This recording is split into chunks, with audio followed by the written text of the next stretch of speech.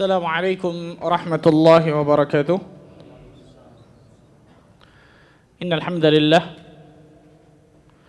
نحمده ونستعينه ونستغفره ونتوب إليه ونعوذ بالله من شرور أنفسنا ومن سيئات أعمالنا. من يهده الله فلا مضل له ومن يضلل فلا هادي له. أشهد أن لا إله إلا الله وحده لا شريك له وأشهد أن محمدا عبده ورسوله صلوات الله وسلامه عليه نبينا وحبيبنا محمد صلى الله عليه وعلى آله وصحبه وسلم. قال الله تعالى في كتابه الكريم: يا أيها الذين آمنوا اتقوا الله حق تقاته ولا تموتن إلا وأنتم مسلمون. أما بعد. Ikhwani wa akhwati fiddin, rahimani wa rahimakumullah. Saudara-saudariku sekalian, Bapak Ibu sekalian yang semoga Allah tabaraka wa taala selalu diberikan keberkahan dalam kehidupannya.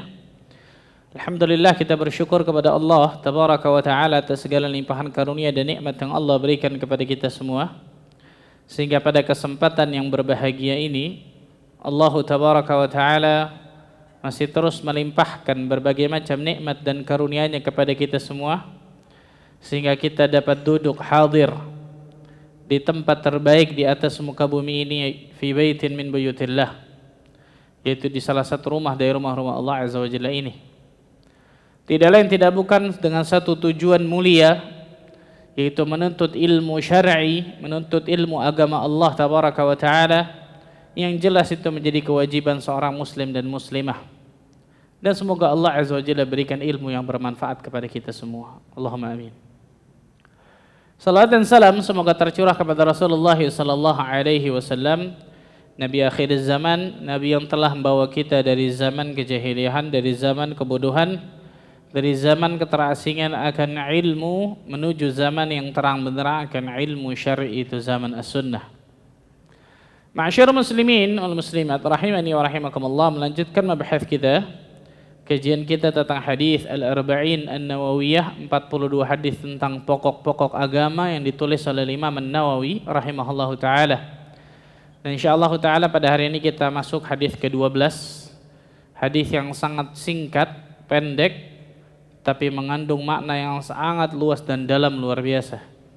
Dan ini diantara, berkali-kali saya ulang, di antara mukjizat yang Allah Azza wa Jalla berikan kepada Nabi kita Muhammad sallallahu alaihi wasallam, jawami'ul kalim, kata-kata yang ringkas tapi mengandung syarat makna yang sangat dalam dan luas.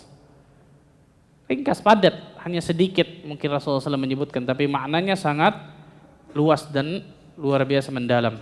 Salah satunya hadis ini. Kita baca hadisnya. An Abi Hurairah radhiyallahu anhu, dari Abu Hurairah semoga Allah Azza wa Jalla meridainya, beliau berkata, qala Rasulullah sallallahu alaihi wasallam, Rasul sallallahu alaihi wasallam bersabda, min husni islamil mar'i tarkuhu ma la ya'nihi, di antara tanda kebaikan Islam seseorang, di antara tanda kebaikan agama Islam seseorang atau keislaman seseorang, tarkuhu ma la ya'nihi, dia meninggalkan hal-hal yang tidak bermanfaat untuk dirinya.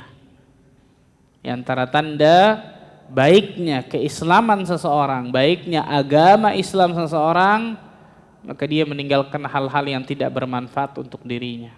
Hadis ini hadis yang hasan, diriwayatkan Imam At-Tirmidzi dan juga yang lainnya. Abu Hurairah radhiyallahu anhu, siapa nama aslinya? Abu Hurairah, siapa nama aslinya? Abdurrahman. Yang lain? Dari sekian ribu yang datang nggak ada yang, cuma satu doang yang tahu. Abdurrahman bin Sakhr. Para ulama khilaf tentang nama Abu Hurairah ini, ada sekitar 30 pendapat. Tapi pendapat yang lebih rajin, nama Abu Hurairah adalah Abdurrahman bin Sakhr Ad-Dawsi. Namanya Abdurrahman, binnya bin Sakhr Ad-Dausi, dari suku Daus. Dari mana suku Daus itu? Dari Yaman. Suku Daus itu dari Yaman. Jadi Abu Hurairah ini orang Yaman aslinya. Masuk Islam ketika setelah penaklukan benteng Khaybar. Nggak lama, subhanallah. Tapi Allah Azza wa Jalla takdirkan Abu Hurairah menjadi sahabat yang paling banyak meriwayatkan hadis Nabi SAW. Dan ini taufik dari Allah Azza wa Jalla. Banyak orang, terutama orang-orang orientalis menyerang dari sini nih. Masa baru berapa tahun masuk Islam sudah paling banyak. Orang kayak gini nggak belajar sejarah yang pertama. Yang kedua, hanya ingin menjatuhkan Islam aja ujung-ujungnya. Abu Hurairah didoakan oleh Nabi SAW, dapat doa dari Nabi SAW. Itu yang pertama. Yang kedua, taufik dari Allah. Kalau Allah Azza wa Jalla mau jadikan seseorang, kun fayakun, jadi maka jadi. Jadi bukan hanya karena baru masuk Islamnya sedikit, baru sebentar, berapa tahun. Tadi penaklukan benteng Khaybar itu kurang lebih ketika tahun 7 Hijriah disebutkan. Rasulullah SAW meninggal tahun 11 Hijriah. Hanya baru sedikit berarti kan, hanya 3-4 tahun. Tapi kenapa yang paling banyak? Allah takdirkan seperti itu. Oh, jawaban gampang gitu. Allah Azza wa Jalla takdirkan seperti itu. Tambah lagi yang kedua dari doa Nabi SAW. Dari doa Rasul SAW kepada Abu Hurairah. Itu singkatnya. Rasul SAW mengatakan min husni islamil mar'i. Min di sini kata para ulama min litab'id atau tab'idiyah. Min di sini adalah untuk sebagian, berfungsi untuk sebagian, makanya diartikan di antara.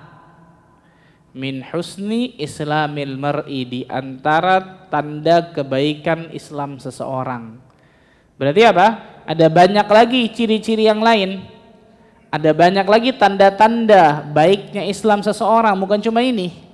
Karena min di sini gunanya litab'id kata para ulama. Untuk sebagian. Maknanya itu untuk apa? Sebagian. Al-Hafidz Ibn Rajab Al-Hambali rahimahullahu taala, beliau mengomentari hadis ini. Hadzal hadis aslun 'azimun min usulil adab.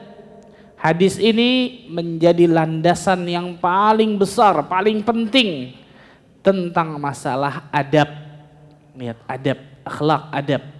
Hadis ini nih, kata Imam Ibn Rajab Al-Hambali, menjadi landasan yang paling penting, landasan yang paling luar biasa besarnya tentang masalah adab. Tentang masalah adab.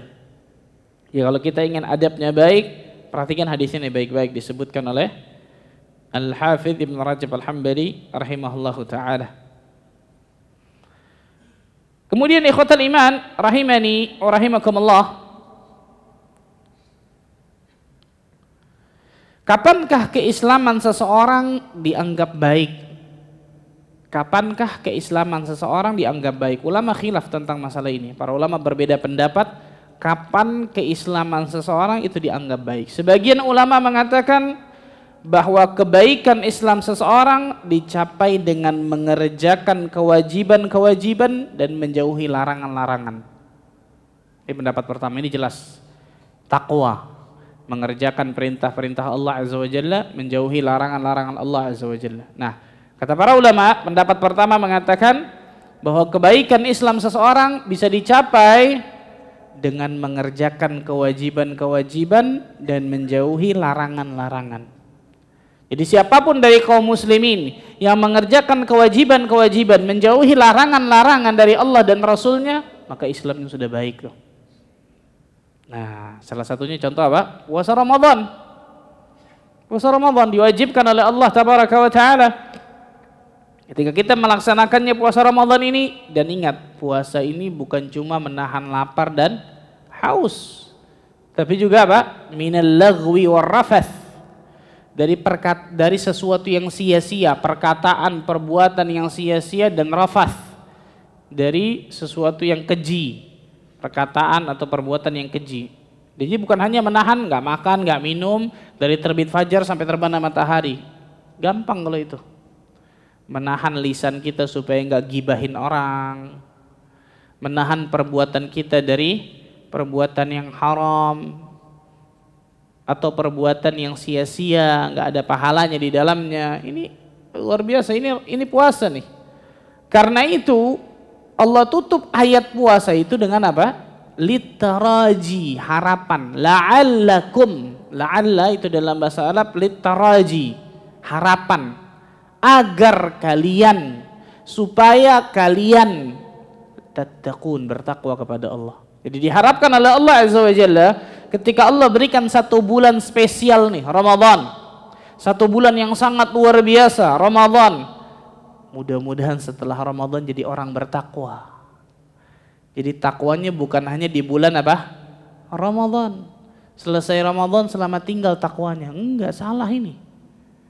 Kalau kita boleh bahasakan tanda kutip, Ramadan ini bulan training. Bulan training bagi seluruh kaum muslimin di dunia ini nih. Pesertanya yang mengucapkan asyhadu an la ilaha illallah wa asyhadu anna muhammadar rasulullah, muslimin pesertanya. Yang kalau peserta itu lulus, dia akan dapatkan penghargaan takwa dari Allah Azza wa Jalla. Berarti setelah dari Ramadan siap menjalani 11 bulan menjadi orang bertakwa. Takwanya bukan hanya Ramadan. Perhatikan, ingat baik-baik nih ikhwan. Bukan ketika 1 Syawal berbuat lagi keburukan. Bukan ketika 1 Syawal buka puasa, benar-benar buka puasa tuh. Maksudnya buka puasa apa?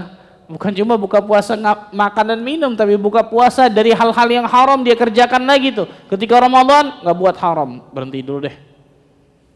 Ketika selesai Ramadan balik lagi. Bukan ini tujuan inti Ramadan. Nah, sebagian ulama mengatakan, sebagian ulama memandang kebaikan Islam seseorang itu bisa dicapai ketika orang itu mengerjakan kewajiban-kewajiban dan menjauhi larangan-larangan. Pendapat kedua mengatakan kebaikan Islam seseorang jika mencapai tingkatan ihsan. Oh, ini paling tinggi nih. Ini lebih berat lagi nih, ikhwan. Kebaikan Islam seseorang jika dia sudah mencapai tingkatan yang paling tinggi, namanya ihsan. Kita tahu bersama hadis Jibril yang sudah kita lewati, hadis kedua. Malaikat Jibril datang kepada Nabi SAW dengan rupa seseorang laki-laki yang memakai pakaian putih, rambut yang tersisir rapi, betul ya? Bertanya tentang apa? Islam, iman dan ihsan, kemudian hari kiamat, tanda-tandanya dan seterusnya. Hadis Jibril terkenalnya. Nah, hadis ini diantara faedahnya berbicara tentang maratibuddin, tingkatan beragama. Tingkatan beragama paling bawah Muslim. Islam, orangnya namanya Muslim. Kalau orang itu sudah menjalankan rukun Islamnya, berilmu tentang rukun Islamnya, beramal, mengamalkan rukun Islamnya, tahu konsekuensinya, naik derajatnya menjadi mukmin. Islam, iman. Orangnya Muslim, mukmin. Ketika orang itu sudah berilmu tentang rukun imannya, tahu konsekuensi rukun imannya, mengamalkan, mengaplikasikan rukun imannya, naik derajatnya menjadi apa? Muhsin. Orangnya disebut muhsin. Islam, iman, ihsan, Muslim, mukmin, muhsin. Nah, perhatikan nih. Nah, sebagian ulama mengatakan kebaikan Islam seseorang jika dia mencapai derajat yang paling tinggi nih, ihsan. Oh, ini berat banget ini. Karena tingkatan ihsan ini enggak semua hambanya Allah berikan kemudahan untuk mencapai tingkatan ini nih. Anta'budallaha ka'annaka tarahu fa in lam takun tarahu fa innahu yaraka. Engkau menyembah Allah seakan-akan engkau melihat Allah. Dan jika engkau tidak melihat Allah, yakinlah Allah Azza wa Jalla melihatmu. Tingkatan paling tinggi, luar biasa. Tingkatan orang-orang yang khusus. Berarti kalau kebaikan Islam seseorang yang kedua nih, nggak banyak ternyata. Yang ketiga, dan wallahu a'lam bishawab, ini yang paling rajih dari pendapat ulama, bahwa tingkatan atau kebaikan keislaman seseorang itu bertingkat-tingkat. Nah, kebaikan Islam seseorang, kebaikan keislaman seseorang itu bertingkat-tingkat, nggak sama satu dengan yang lain. Berbeda-beda satu dengan yang lain. Ada yang kebaikannya tadi hanya apa? Mengerjakan yang wajib, mengerjakan perintah, menjauhi larangan. Ada sampai situ. Ada yang dia tambah dengan menambah sesuatu yang sunnah, betul ya? Ada yang dia tambah lagi dengan menjauhi perbuatan-perbuatan yang mubah berlebihan misal. Ada yang dia tambah lagi sampai derajat ihsan. Jadi bertingkat-tingkat. Enggak semua orang satu sama dengan yang lain. Ini tanda kebaikan Islam seseorang. Bertingkat-tingkat. Rasul sallallahu alaihi wasallam bersabda, Allah berfirman. Rasul sallallahu alaihi wasallam bersabda, "Idza ahsana ahadukum islamahu fa kullu hasanatin ya'maluha taktubu lahu bi 'ashri amsalha ila 700 dhi'fin." Jika Islam salah seorang di antara kalian itu baik, lihat, agama Islam salah seorang di antaranya itu baik, maka setiap amal kebaikan yang ia lakukan akan dicatat pahalanya 10 kali lipat sampai 700 kali lipat. Bahkan dalam hadis lain Rasul bersabda, Allah berfirman, ila adha'afin katsirah, bahkan lebih dari itu. Saya mau tanya, 10 sama 700 sama enggak? Beda. Apalagi lebih dari itu, lebih beda lagi, betul? Lihat, ada orang beramal saleh dibalas oleh Allah 10 pahala. Ada orang beramal saleh dibalas oleh Allah 100 pahala. Ada orang beramal saleh dibalas 500 pahala. Ada orang beramal saleh dibalas 700 pahala. Bahkan ada orang beramal saleh lebih daripada 700 pahala itu. Ini menunjukkan tadi tingkatan beragama seseorang apa? Berbeda-beda. Tingkatan kebaikan keislaman seseorang itu beda-beda satu dengan yang lain. Ada yang dapat 10, ada yang dapat 50. Siapa yang menilainya? Allah Azza wa Jalla. Semakin bagus keikhlasannya, semakin bagus ittiba'ur rasulnya, mengikuti contoh Rasulullah SAW, semakin tunduk dirinya dan cinta dirinya dalam beribadah kepada Allah, itu biasanya semakin menunjukkan dia akan dapatkan pahala yang luar biasa besarnya. Salah satunya ini puasa nih. Karena satu-satunya amal saleh yang Rasul bersabda, Allah berfirman, as-saumu li wa ana ajzi bihi. Puasa itu milikku dan aku yang langsung akan membalasnya, kata Allah. Cuma puasa doang, enggak ada amalan lain. Betul enggak, ikhwan? Cuma puasa doang yang Allah katakan puasa itu milikku dan aku yang langsung akan membalasnya. Kira-kira kalau Allah yang langsung membalasnya dikit atau banyak? Oke, banyak pasti itu. Betul ya? Pasti banyak itu menunjukkan. Nah, ini menunjukkan kata para ulama bahwa kebaikan keislaman seseorang itu berbeda-beda, bertingkat-tingkat, masing-masing orang berbeda tingkatannya, dan besar pahala dan keutamaan seseorang tergantung dengan tingkatan kebaikan keislaman dirinya. Ini disebutkan oleh para ulama tentang masalah ini. Nah, ikhwatal iman rahimani wa rahimakumullah. Rasul sallallahu alaihi wasallam bersabda tadi, kita balik ke hadisnya, min husni islamil mar'i tarkuhu ma la ya'nihi. Di antara tanda kebaikan Islam seseorang, dia meninggalkan hal-hal yang tidak bermanfaat untuk dirinya. Ini hadis ini luar biasa, ikhwan. Menunjukkan bagaimana keelokan Islam, keindahan Islam luar biasa. Yang sesuatu yang enggak ada manfaatnya, baik dunia, terlebih lagi akhirat, minta maaf saya tinggalkan. Gampang susah? Gampang susah? Saya sih ngomongnya gampang ya, enggak tahu praktek nih, wallah alam nih, subhanallah. Para ulama menyebutkan contoh hal-hal yang tidak bermanfaat bagi seorang muslim. Nah, ini ada banyak nih. Contoh hal-hal yang gak bermanfaat bagi seorang muslim. Gak ada manfaatnya bagi seorang muslim di dunia apalagi di akhirat. Yang pertama kata para ulama, maksiat dan sesuatu yang diharamkan oleh Allah. Ini jelas. Ada manfaatnya Pak Ustadz? Apa manfaatnya? Maksiat. Jadi tenang, Ustaz, tenang, nggak ada. Kalau zikrullah tidak bisa menenangkan kita, selain zikir nggak mungkin bisa menenangkan kita, ya kawan. Tenangnya sesaat doang, betul ya? Orang yang pakai narkoba misal, wah enak, ke fly, betul ya? Sebentar doang itu. Setelah itu apa? Penyesalan pasti itu, ya kawan. Itu dosa tuh pasti. Itu ciri dosa tuh. Itu salah satu ciri dosa. Nah, ini yang pertama nih. Contoh hal-hal yang tidak bermanfaat bagi seorang muslim, yang pertama maksiat dan hal-hal yang diharamkan dalam agama. Maka tinggalkan itu semua. Kemaksiatan, kedurhakaan kepada Allah, hal-hal yang diharamkan oleh Allah Azza wa Jalla dalam agama, tinggalkan itu semua. Dan Ramadan mengajarkan kita untuk meninggalkan itu semua. Coba saya mau tanya sama antum. Sekarang maghrib jam berapa? Hafal antum kalau maghrib, Masya Allah luar biasa nih. Gak tahu kalau sholat yang lain, maghrib hafal luar biasa. Jam 18:03, lewat 4, betul ya? Kurang lebih. Antum jam 18 berani buka nggak? Hah? Nggak ada orang nih, berani nggak? Mengajarkan kepada kita banyak hal di situ, betul? Salah satunya apa? Meninggalkan sesuatu yang Allah haramkan, padahal mungkin nggak ada orang yang lihat. Cuman beda 3-4 menit nih, nggak apa-apa deh, gitu? Nggak berani kita pasti.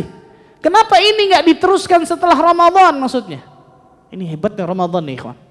Dan ini inti Ramadan ini sebenarnya. Mengajarkan kepada manusia bukan cuma ibadah di Ramadan setelah itu selesai, bukan. Tapi mengajarkan kepada manusia salah satunya ini nih. Sesuatu yang Allah dan Rasulnya larang, tinggalkan sejauh-jauhnya. Salah satunya tuh. Tinggalkan sejauh-jauhnya. Cuman beda 3-4 menit, enggak berani saya. Batal, kan gitu ya. Enggak berani pasti kita, walaupun enggak ada orang lihat. Tapi kenapa ketika enggak ada orang melihat di luar Ramadan, berani kita melanggar sesuatu yang Allah haramkan? Perhatikan ya, jadi banyak saya katakan, bahasa saya, banyak kaum muslimin yang menjadikan Ramadan ini hanya sekedar seremonial belaka dalam hidupnya. Seremonial keagamaan belaka dalam hidupnya.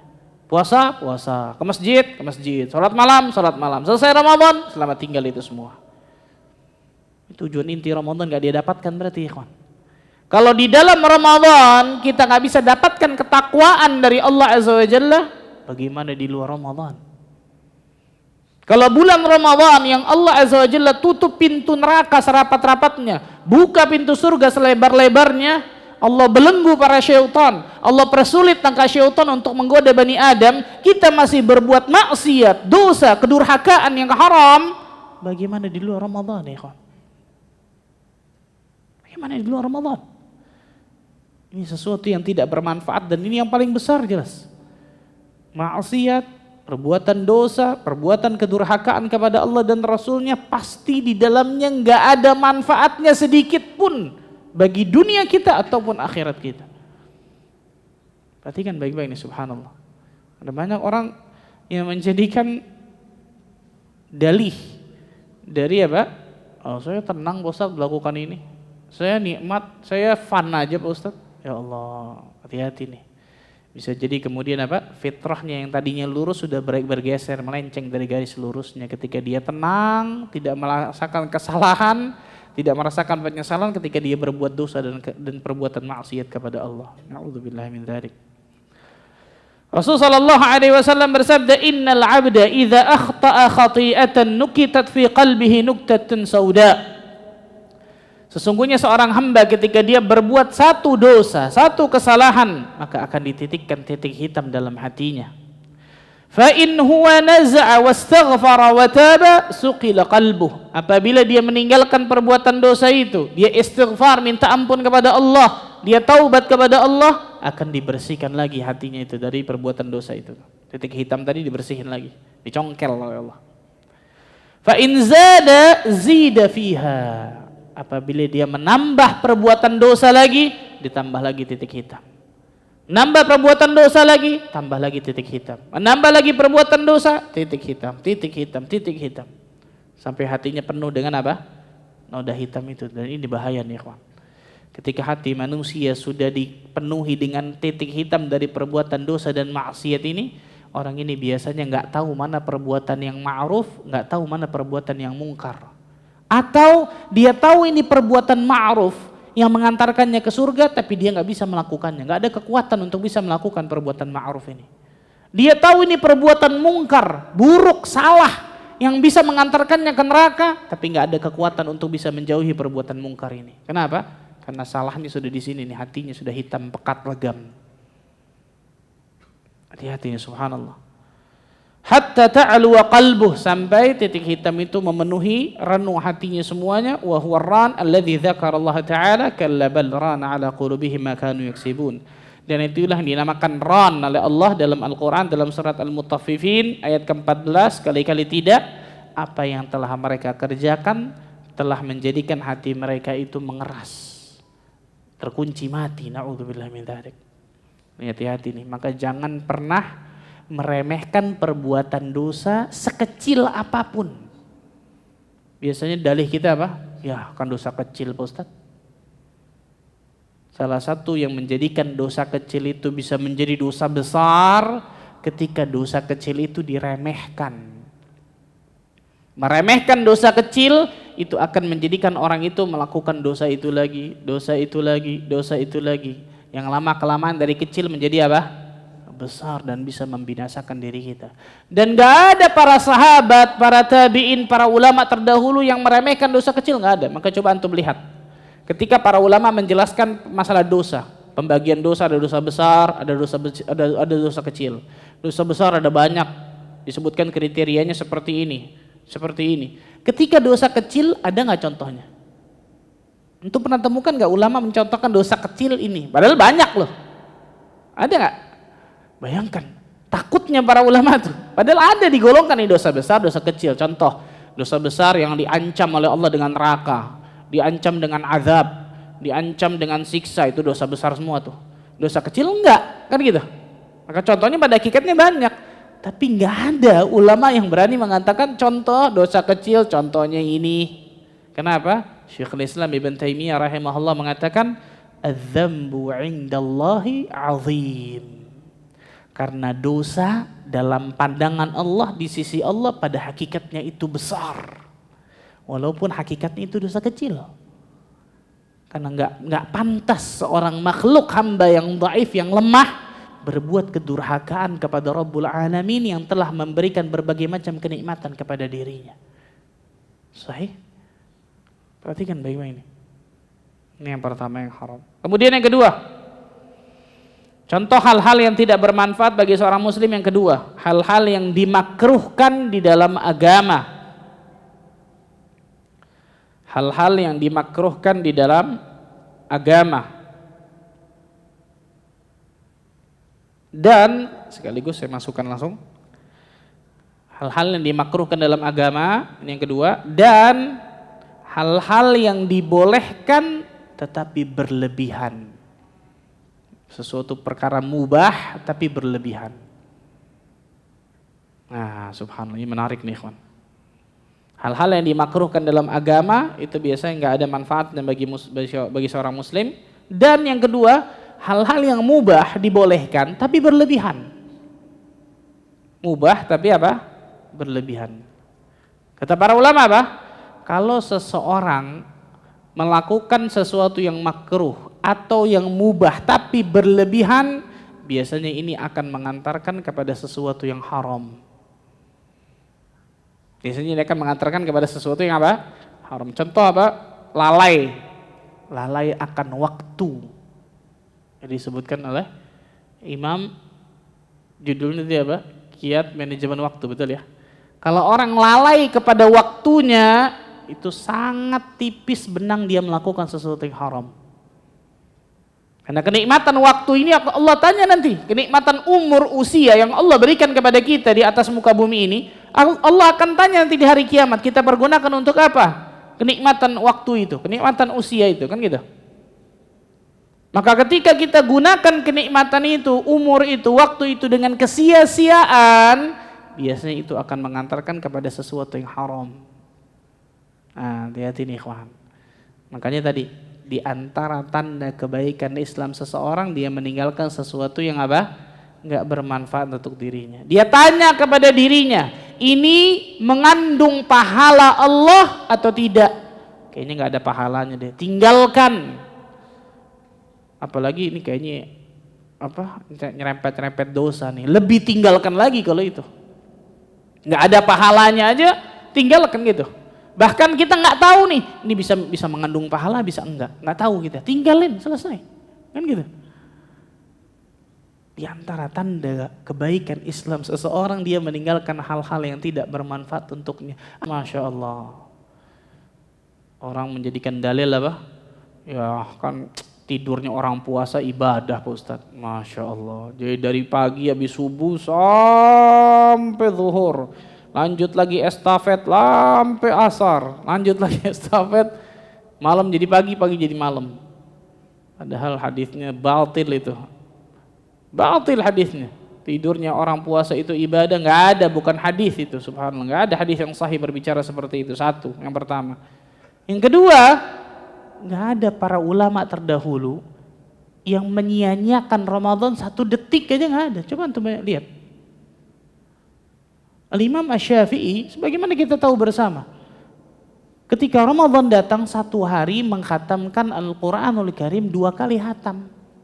Berarti kerjaannya ngapain setiap hari itu, ikhwan? Coba antum dari pagi sampai malam, sampai pagi lagi, saya mau tanya, dapat nggak 2 kali hatam? Sekali deh, nggak usah 2 kali itu loh. Imam Syafi'i rahimahullah ta'ala, bayangkan, luar biasa. Allahu Akbar, 2 kali hatam dalam 1 hari Ramadan, berarti sebulan 60 kali hatam. Sebagian ulama lain 1 kali hatam, sebagian ulama lain 3 hari hatam, sebagian ulama lain 5 hari hatam, seminggu hatam. Kita boro-boro 1 bulan aja 1 aja enggak.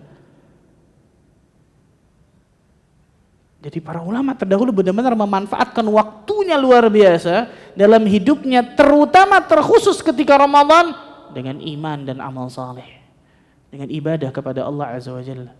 Ini yang menjadikan keislaman mereka baik luar biasa. Di antara tanda keislaman seseorang, dia meninggalkan hal-hal yang enggak bermanfaat untuk dirinya. Jadi ketika antum ingin melakukan sesuatu, tanya kepada diri kita nih 2 hal. Yang pertama, ini ada pahalanya nggak buat saya? Oh ada, kerjakan, silahkan. Nggak ada, minta maaf, saya nggak mau kerjakan. Yang kedua, ini akan menjadikan saya mendapatkan azab, siksa atau ancaman di akhirat nggak? Kalau iya, jawabannya jelas tinggalkan juga, betul ya? Tanya 2 nih. Apakah hal ini akan mendatangkan pahala bagi saya untuk akhirat saya, untuk surga saya? Yang kedua, apakah hal ini, perbuatan ini akan memberikan saya ancaman berupa neraka, siksa? Kalau iya, tinggalkan sejauh-jauhnya. 2 ini. Ini tanda keislaman seorang. Salah satunya ini, meninggalkan hal-hal yang makruh atau yang mubah tapi berlebihan. Mubah tapi berlebihan, hati-hati. Bisa mengarahkannya kepada sesuatu yang haram, atau minimal mubah yang berlebihan ini akan menjadikan seseorang itu jalan di tempat, tidak melakukan sesuatu yang hukumnya sunnah. Nah, mubah berlebihan minimal kata para ulama, kalau dia tidak terjerumus kepada sesuatu yang haram, minimal pasti ini yang kedua. Apa itu? Menjadikan dia jalan di tempat, tidak melakukan sesuatu yang hukumnya sunnah. Karena sunnah ini bisa mendapatkan pahala bagi dirinya. Nah, dia nggak bisa dapatkan kalau dia melakukan perkara yang mubah dan berlebihan. Kemudian yang ketiga, di antara hal-hal yang tidak ada manfaatnya, ini penting nih, subhanallah, menyibukkan diri mengurusi kesalahan orang lain. Allahu Akbar. Menyibukkan diri mengurusi kesalahan orang lain. Ini salah satu hal-hal yang tidak bermanfaat bagi seorang muslim. Kita sibukkan diri kita dengan kesalahan orang, dosa orang, aib orang lain, siapapun orang lain itu. Kalau orang sudah seperti itu, pasti dia akan lupa akan dosanya dan aibnya, ikhwan. Itu sudah sunnatullah itu. Dia sibuk kepada dosa orang lain, sibuk dengan kesalahan orang, sibuk dengan aib orang lain, dia pasti akan lupa akan dosanya. Dia pasti akan lupa akan aibnya, dia pasti akan lupa akan kesalahannya. Dia pasti akan lalai dari apa yang harusnya Allah wajibkan kepada dirinya. Hati-hati nih. Allahu Akbar. Apa kata pepatah? Semut di seberang lautan tampak, gajah di pelupuk mata apa? Nggak kelihatan. Gajah, bayangin, di pelupuk mata kita nggak kelihatan. Semut kelihatan tuh. Maksudnya apa? Kesalahan orang, wah, ada orang ngomong aja, langsung nyaut tuh, cepet tuh. Oh emang begitu tuh. Wah. Tapi kesalahan kita, kayaknya saya bagus semua, Pak Ustaz, bersih semua, Masya Allah nih. Fala hawla wala quwata illa billah. Rasul sallallahu alaihi wasallam, salah satu nasihat kepada seseorang sahabat yang minta nasihat kepada beliau, apa itu? Wabki ala khati'atik. Tangisilah dosa-dosamu, itu pasti sebuah keselamatan. Lihat, tangisi siapa? Dosa-dosamu, kata Nabi, bukan dosa orang lain. Bukan dosa orang lain, tangisi dosa-dosamu. Kenapa? Karena engkau akan ditanya oleh Allah Azza wa Jalla dirimu, bukan orang lain. Kecuali kita kepala keluarga, ini lain cerita. Kewajiban kita, tanggung jawab kita kepada anak istri kita, itu lain lagi ceritanya. Yang ditanya oleh Allah bukan dosa fulan, enggak. Dosa kita, amalan kita, perbuatan kita ditanya oleh Allah di hari kiamat nantinya. Maka jangan pernah sibukkan dengan aib orang lain, dosa orang lain. Tambah lagi Ramadan, wah, makan minum enggak, kenyang sama gibah. Kenyangnya sama gibah, betul ya? Kenyang tuh, Masya Allah, perutnya kok kenyang aja dari pagi sampai sore ya, kenyang, subhanallah. Sama gibahin orang kenyangnya. Fala haula wala quwata illa billah, dosa besar ini ikhwan. Perhatikan baik-baik nih. Habis itu pahalanya, ngikis habis itu pahalanya. Makanya Nabi SAW mengatakan apa? Rubba sa'imin laisa lahu min hadhihi illa al-ju' wal 'atash. Rubba, Rasul memulai kata hadis ini dengan kata rubba. Rubba ini menunjukkan sesuatu yang banyak, bahkan mayoritas. Banyak orang-orang yang berpuasa nggak dapat apa-apa dari puasanya kecuali lapar dan haus. 1 bulan full, bayangkan ikhwan. A'udzubillah min dzalik. Kita berpuasa nggak dapat apa-apa dalam pandangan Allah kecuali cuma lapar dan haus. Selesai, itu doang dapatnya. 1 bulan, bayangkan nggak dapat apa-apa. Na'udzubillah min dzalik. Salah satu sebabnya apa? Dia nggak bisa menjaga dirinya, nggak bisa menjaga lisannya, nggak bisa menjaga perbuatannya, nggak bisa menjaga perkataannya dari hal-hal yang tidak bermanfaat untuk dirinya. Salah satunya ini, menyibukkan diri dari kesalahan orang dan lupa akan kesalahan dirinya. Na'udzubillah min dzalik. Nasallallahu alaihi wasallam. Allah Azza wa Jalla berfirman, Allah mencela Bani Israel nih, Yahudi terutama. Allah berfirman dalam surah Al-Baqarah ayat ke-44, "Atamuruna an-nasa bil birri wa tansawna anfusakum wa antum tatluna al-kitab, afala ta'qilun." Mengapa kalian menyuruh orang lain mengerjakan kebaikan sedangkan kalian melupakan diri kalian sendiri? Melupakan kewajiban kalian, melupakan perintah Allah kepada kalian, padahal kalian nyuruh orang lain untuk melakukan kebaikan. Dan kalian membaca kitab Taurat. Afala ta'qilun? Kalau bahasa kita, apakah kalian enggak punya akal? Apakah kalian tidak berpikir, kata Allah, menyuruh orang lain untuk berbuat kebaikan tapi dirinya tidak? Na'udzubillah min dzalik. Ini dosanya luar biasa besarnya nih, ikhwan. Hati-hati nih, subhanallah. Oh, itu kan buat mereka Pak Ustadz, bukan buat saya. La ilaha illallah. Salah ini. Maka kewajiban bagi diri kita untuk apa? Menyibukkan dengan aib kita, kesalahan kita. Kita jadikan Ramadan ini sebagai ladang muhasabah.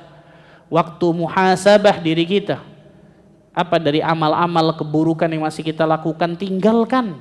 Apa dari kewajiban-kewajiban yang belum kita lakukan, laksanakan ketika Ramadan. Apa dari amal-amal sunnah yang belum kita lakukan, sempurnakan amal sunnah itu. Apa dari perbuatan yang makruh, yang lalai, yang masih kita terus berlebihan pada yang makruh dan lalai itu, tinggalkan, kan gitu.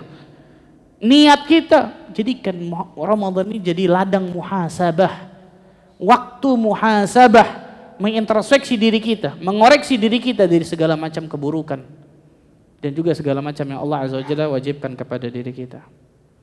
Yang terakhir, yang keempat mungkin. Sesuatu yang tidak bermanfaat bagi seorang muslim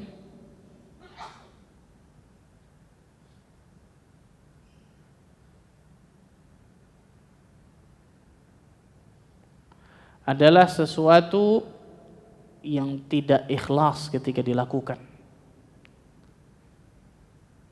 Banyak kodikatnya, tapi ini mungkin saya karena waktunya tidak cukup.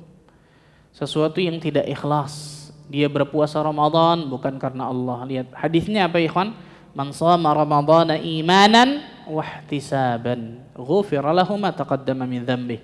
Barang siapa yang berpuasa Ramadan dengan iman dan ihtisab, mengharapkan pahala, maka Allah Azza wa Jalla akan ampuni dosa-dosanya. Ikhlas orang ini. Salah satu tanda keikhlasan apa? Dia mengharapkan ketika dia melakukan puasa, sholat, amal soleh apapun supaya saya dapatkan surga Allah, dan itu ikhlas. Dan itu ikhlas supaya saya masuk surga dan supaya saya terhindar dari neraka. Dan ini namanya ikhlas. Banyak orang salah nih. Kita beribadah bukan gara-gara mengharapkan pahala, bukan mengharapkan surga, bukan takut neraka. Terus karena apa? Karena ingin dapatkan rahmat Allah. Tayyib. Kalau dapatkan rahmat Allah masuk mana? Masuk neraka gitu? Masuk surga, betul. Mutar-mutar luar biasa ngomongnya. Dan ini perkataan yang salah kata para ulama. Kita beribadah, amal soleh, taat kepada Allah dan Rasulnya supaya dapatkan surga. Itu tujuan inti seorang muslim memang. Supaya terhindar dari neraka. Dan itulah kesuksesan yang Allah sebutkan dalam Al-Quran, yang Rasul sebutkan dalam As-Sunnah. فَمَنْ زُحْزِحَ عَنِ النَّارِ وَأُدْخِلَ الْجَنَّةِ فَقَدْ فَازَ. Barang siapa yang Allah selamatkan dari neraka dan Allah masukkan ke dalam surga, orang ini orang yang faz, sukses, beruntung, bahagia, berhasil. Ini kesuksesan, standar kesuksesan, keberhasilan, keselamatan menurut Al-Quran dan juga As-Sunnah, ikhwan. Semoga Allah Azza wa Jalla berkahi Ramadan kita, ikhwan. Semoga Allah Azza wa Jalla berkahi hidup kita. Semoga Allah Azza wa Jalla bimbing langkah hidup kita, langkah amal kita untuk selalu kepada siratal mustaqim. Dan Allah Azza wa Jalla jadikan dari kita orang-orang yang bertakwa kepada Allah Azza wa Jalla ketika Ramadan dan setelah Ramadan, sehingga kita semua bisa dikumpulkan oleh Allah Azza wa Jalla di surga Firdaus tanpa hisab dan tanpa azab. Allahumma amin rabbal alamin. Subhanakallah bihamdika asyhadu an la ilaha illa anta astaghfiruka wa atubu ilaik. Wassalamualaikum warahmatullahi wabarakatuh.